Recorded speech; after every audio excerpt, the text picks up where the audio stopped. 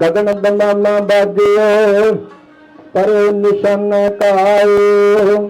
खेत जो मांडे सूरमा अब जूझन को दाए। सूरा सो पहचानिया जो लड़ा दीन कहे तो। पुरजा पुरजा कट मरा कब हूं न छाड़ खेता।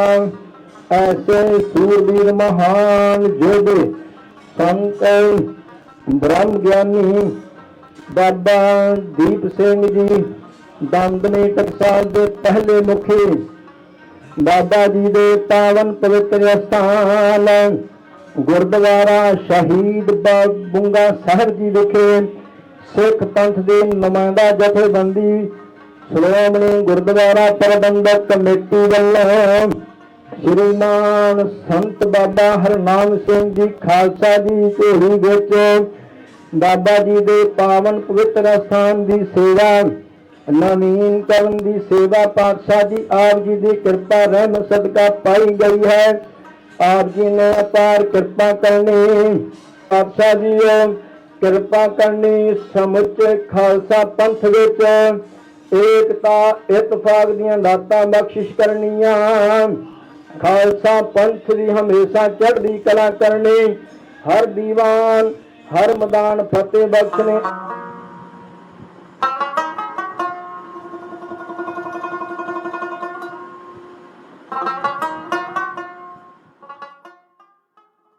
दुनिया के मालक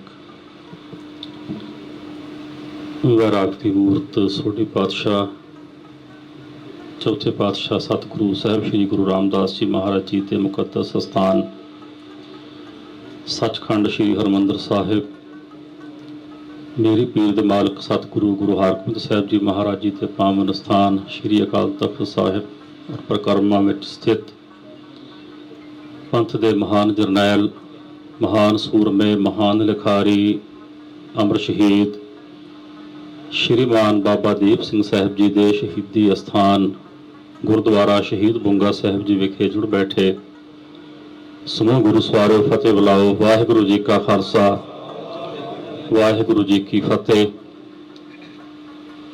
अमर शहीद बाबा दीप सिंह साहब जी ने सचखंड श्री हरमंदर साहिब जी की मान मर्यादा नूं जो ठेस पहुंचा रहे सन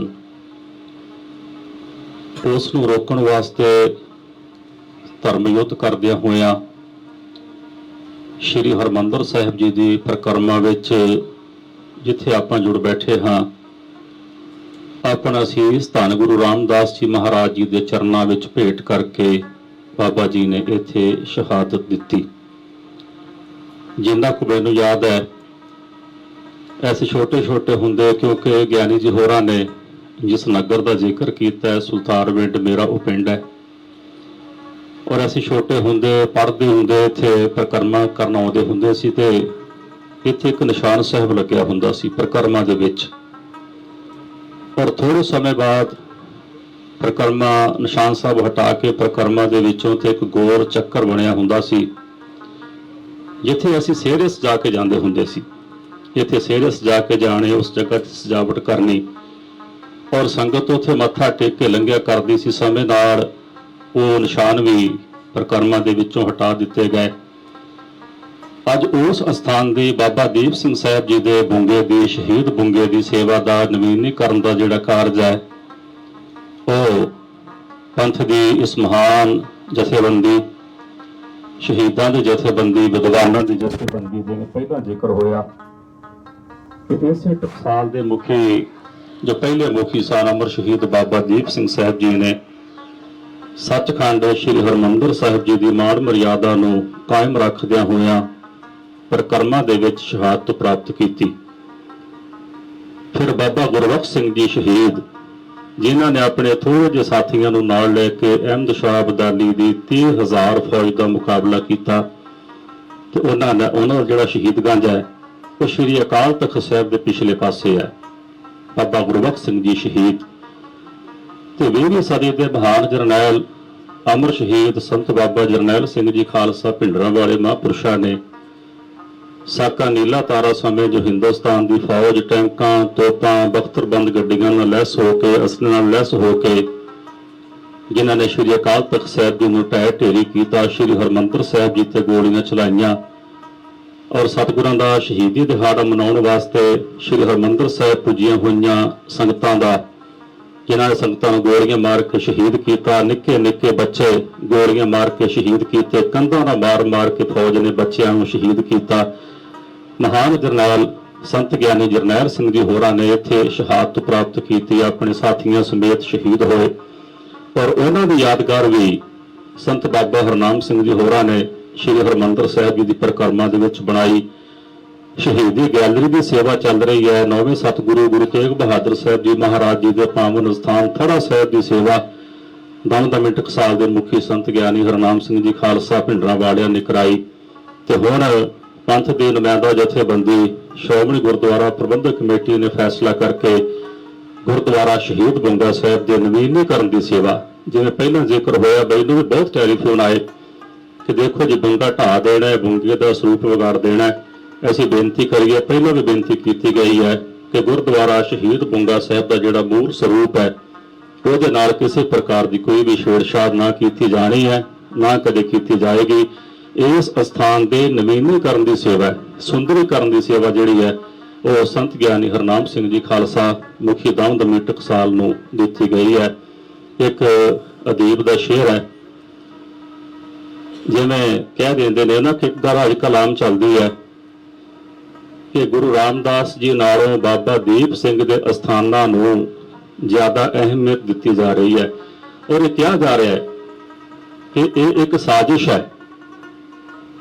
ਤੇ ਕਲਗੀਧਰ ਪਾਤਸ਼ਾਹ ਦੇ ਬਚਨ ਨੇ ਜੋ ਖਾਲਸੇ ਬਾਰੇ ਸਤਿਗੁਰਾਂ ਨੇ ਕੀਤੇ ਨੇ ਕਿ ਹਉ ਖਾਲਸੇ ਕਾ ਖਾਲਸਾ ਮੇਰੋ, ਪੋਤ ਪੋਤ ਸਾਗਰ ਬੁੰਦੇਰੋ। ਜਦੋਂ ਸਾਗਰ ਬੂੰਦ ਵਿੱਚ, ਜਦੋਂ ਬੂੰਦ ਸਾਗਰ ਵਿੱਚ ਮਿਲ ਜਾਂਦੀ ਹੈ ਉਹ ਸਮੁੰਦਰ ਦਾ ਹੀ ਰੂਪ ਹੋ ਜਾਂਦੀ ਹੈ। ਇਸ ਮਹਾਨ ਸ਼ਹੀਦ ਨੇ ਗੁਰੂ ਰਾਮਦਾਸ ਜੀ ਮਹਾਰਾਜ ਜੀ ਦੀ ਪਰਿਕਰਮਾ ਦੇ ਵਿੱਚ ਆਪਣਾ ਸੀਸ ਭੇਟ ਕੀਤਾ। ਆਪਣੀ ਕੀਤੀ ਹੋਈ ਅਰਦਾਸ ਨੂੰ ਬਾਬਾ ਦੀਪ ਸਿੰਘ ਸਾਹਿਬ ਜੀ ਨੇ ਇਸ ਪਰਿਕਰਮਾ ਵਿੱਚ ਆ ਕੇ ਪੂਰਾ ਕੀਤਾ।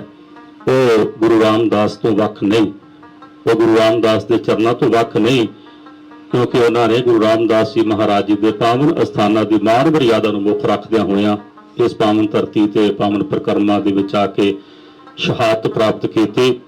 ਔਰ ਹਮੇਸ਼ਾ ਵਾਸਤੇ ਗੁਰੂ ਰਾਮਦਾਸ ਦੀ ਚਰਨ ਦੀ ਪਰਿਕਰਮਾ ਦੇ ਵਿੱਚ ਬਾਬਾ ਦੀਪ ਸਿੰਘ ਸਾਹਿਬ ਜੀ ਵਿਰਾਜਮਾਨ ਹੋ ਗਏ।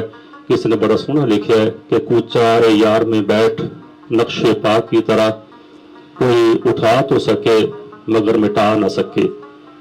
बाबा दीप सिंह साहब जी शरीर करके शहादत प्राप्त कर गए, पर हमेशा वास्ते रहिंदी दुनिया तक जुगा जुगांतरां तक वो धन गुरु रामदास जी महाराज की परिक्रमा दे विच विराजमान हो गए।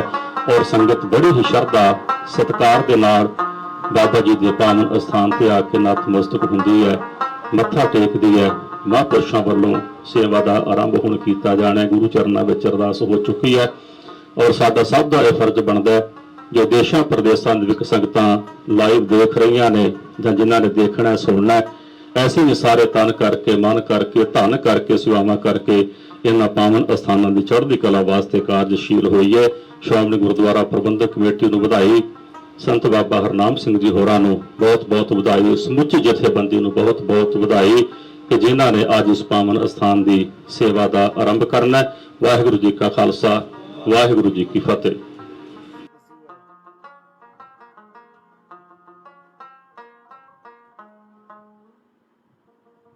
सतगुरु श्री गुरु रामदास पातशाह जी के इस पवित्र स्थान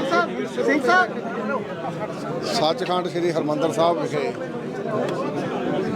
जदों की इस स्थान की सतगुरु जी ने सारना की, तब तो यतन होंदा रहा कि इस स्थान ना चाहे राजनीतिक ताकत सी चाहे धार्मिक ताकत सी भिड़ती रही।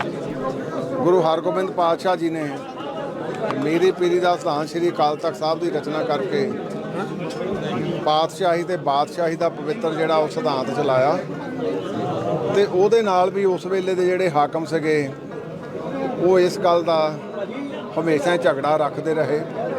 पर जदों भी इस पवित्र स्थान ते किसी ने कोई कोझा यतन बेहुरमती करन दा कीता ते गुरु के सिखां ने सतगुरु जी ने इस स्थान की उस ਜ਼ਾਲਮਾਂ ਨਾਲ ਟੱਕਰ ਲੈਣ ਲਈ ਕੋਈ ਨਾ ਕੋਈ ਗੁਰੂ ਦਾ ਸਿੱਖ ਜਿਹੜਾ ਸਤਿਗੁਰੂ ਜੀ ਨੇ ਪੈਦਾ ਕੀਤਾ।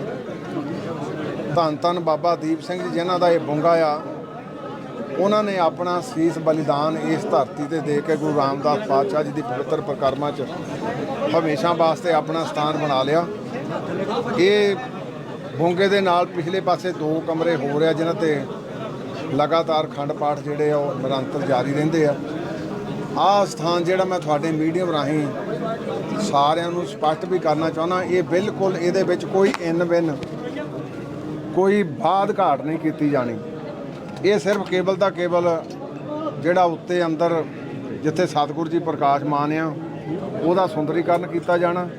ਇੱਕ ਨਾਲ ਆ ਛੱਜਾ ਜਿਹੜਾ ਪ੍ਰਕਰਮਾਂ ਦਾ ਤੇ ਨਾਲ ਬਾਹਰਲੇ ਪਾਸੇ ਉਹਦੇ ਵਿੱਚ ਇੱਕ ਉਹ ਲਿੰਕ ਜੋੜਿਆ ਜਾਣਾ।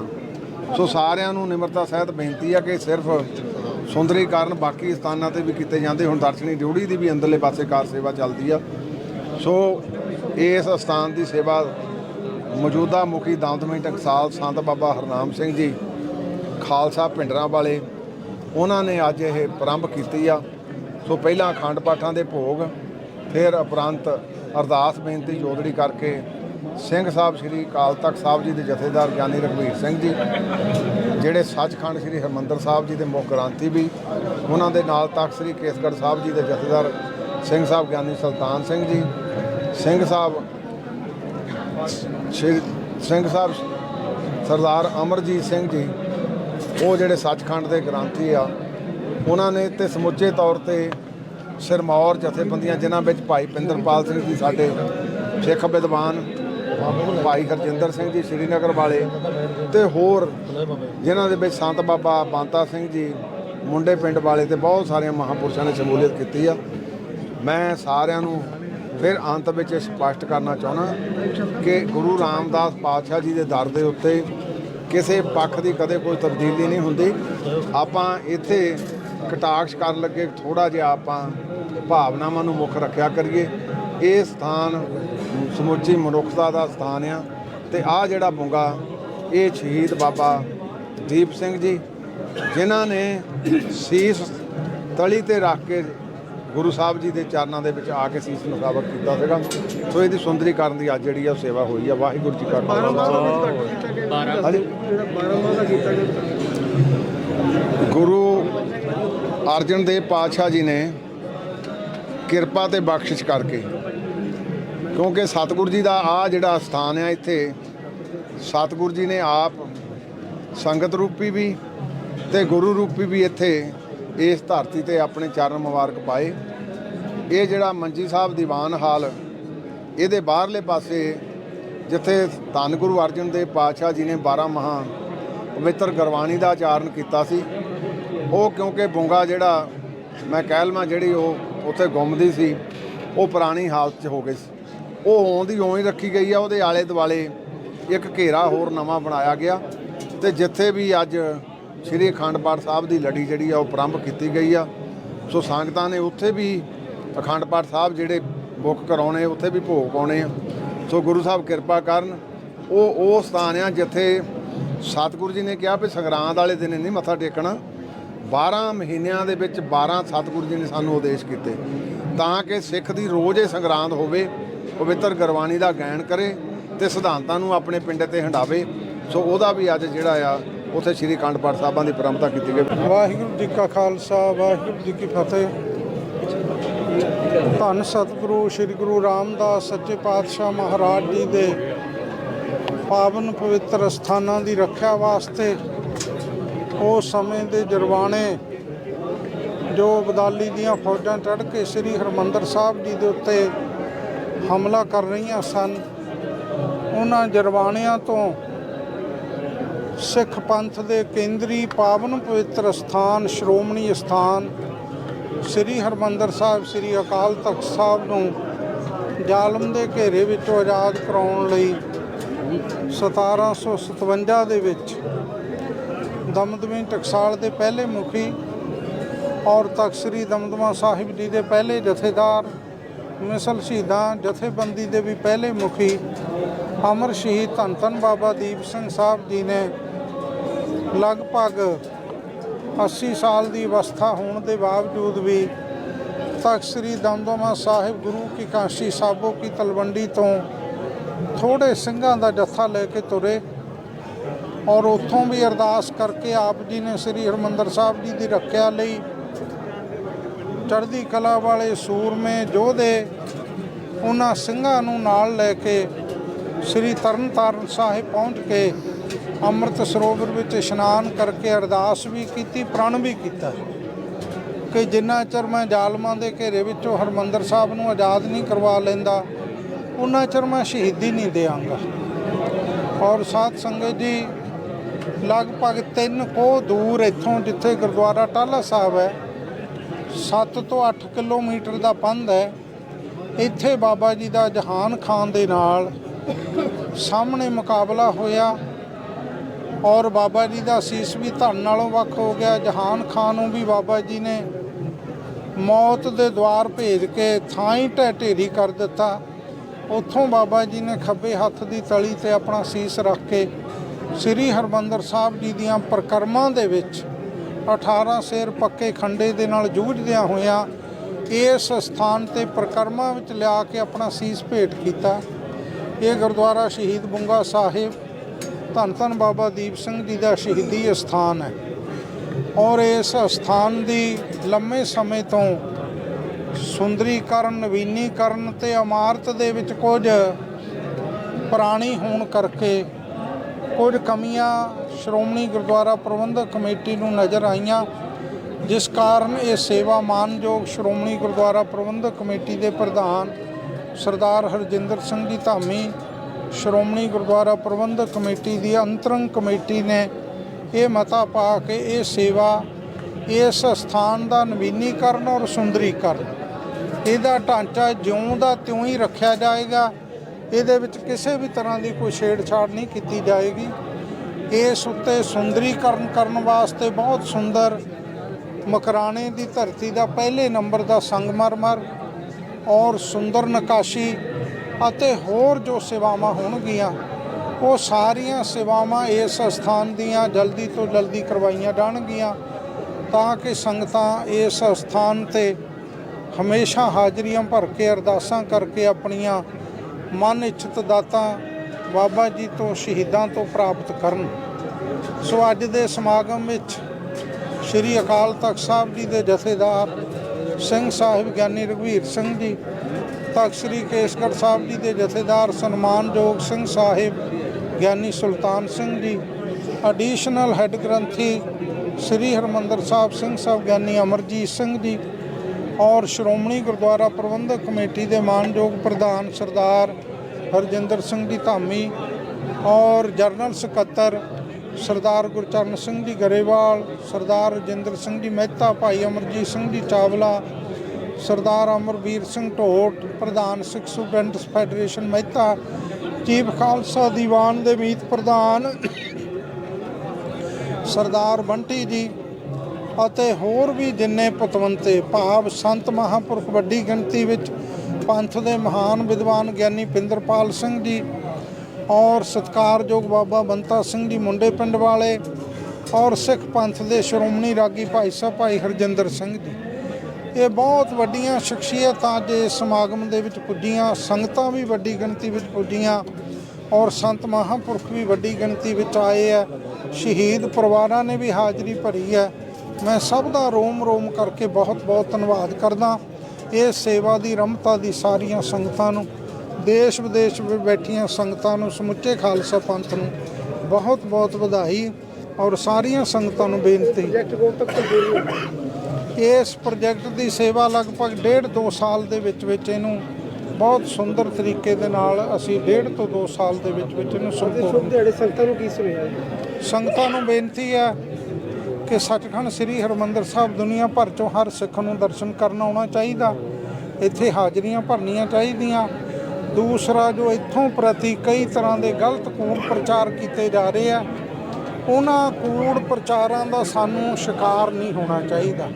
ਸਾਨੂੰ ਆਪਣੇ ਗੁਰਧਾਮਾਂ ਦੇ ਅਦਬ ਸਤਿਕਾਰ ਲਈ ਬਹੁਤ ਖਿਆਲ ਰੱਖਣਾ ਚਾਹੀਦਾ ਔਰ ਹਰ ਤਰ੍ਹਾਂ ਕਰਕੇ ਇਹਨਾਂ ਸਥਾਨਾਂ ਦੀ ਜੋ ਮਾਣ ਮਰਿਆਦਾ ਹੈ, ਜੋ ਇਹਨਾਂ ਸਥਾਨਾਂ ਪ੍ਰਤੀ ਸੰਗਤਾਂ ਵਿੱਚ ਸ਼ਰਧਾ ਔਰ ਵਿਸ਼ਵਾਸ ਹੈ, ਉਹਦਾ ਵੀ ਸਾਨੂੰ ਬਹੁਤ ਵੱਡੀ ਪੱਧਰ ਤੇ ਖਿਆਲ ਰੱਖਣਾ ਚਾਹੀਦਾ। ਮੈਂ ਇਹ ਬੇਨਤੀ ਕਰਨੀ ਚਾਹੁੰਦਾ ਕਿਉਂਕਿ ਜਿੱਥੇ ਸਿੱਖ ਪੰਥ ਦਾ ਇਹ ਕੇਂਦਰੀ ਧੁਰਾ ਸੱਚਖੰਡ ਸ੍ਰੀ ਹਰਿਮੰਦਰ ਸਾਹਿਬ, ਉੱਥੇ ਹਰ ਧਰਮ ਦਾ ਪ੍ਰਾਣੀ ਇੱਥੇ ਆਉਂਦਾ। ਦੁਨੀਆ ਦਾ ਹਰ ਮਨੁੱਖ ਇੱਥੋਂ ਆਸਰਾ ਆ ਕੇ ਗ੍ਰਹਿਣ ਕਰਦਾ, ਭਾਵ ਇੱਥੋਂ ਲੋਕ ਪਰਲੋਕ ਦੇ ਸੁੱਖ ਹਰ ਪ੍ਰਾਣੀ ਆਪਣੇ ਜੀਵਨ ਦੇ ਵਿੱਚ ਪ੍ਰਾਪਤ ਕਰਦਾ ਔਰ ਇੱਥੇ ਮਨ ਇੱਛਤ ਦਾਤਾਂ ਪ੍ਰਾਪਤ ਕਰਦੇ ਆ। ਇਸ ਕਰਕੇ ਸਾਰਿਆਂ ਨੂੰ ਇਸ ਗੱਲ ਦਾ ਖਿਆਲ ਰੱਖਣਾ ਚਾਹੀਦਾ ਕਿ ਇੱਥੋਂ ਦੀ ਮਾਣ ਮਰਿਆਦਾ ਦਾ, ਇੱਥੋਂ ਦੇ ਸਤਿਕਾਰ ਦਾ ਔਰ ਪ੍ਰਬੰਧ ਦਾ ਹਮੇਸ਼ਾ ਖਿਆਲ ਰੱਖਣ ਦੀ ਲੋੜ ਹੈ। ਇਸ ਸਥਾਨ ਪ੍ਰਤੀ, ਪ੍ਰਬੰਧ ਪ੍ਰਤੀ ਜੋ ਪ੍ਰਾਪੇ ਕੰਡਾ ਅੱਜ ਕੱਲ੍ਹ ਕੀਤੇ ਜਾ ਰਹੇ ਆ, ਉਹ ਪ੍ਰਾਪੇ ਕੰਡਿਆਂ ਤੋਂ ਹਮੇਸ਼ਾ ਸੰਕੋਚ ਕਰਨਾ ਚਾਹੀਦਾ ਔਰ ਗਲਤ ਕੀਤੇ ਜਾਂਦੇ ਆ। ਇਹ ਮੇਰੀ ਬੇਨਤੀ ਹੈ ਸਾਰਿਆਂ ਦੇ ਚਰਨਾਂ ਵਿੱਚ। ਵਾਹਿਗੁਰੂ ਜੀ ਕਾ ਖਾਲਸਾ।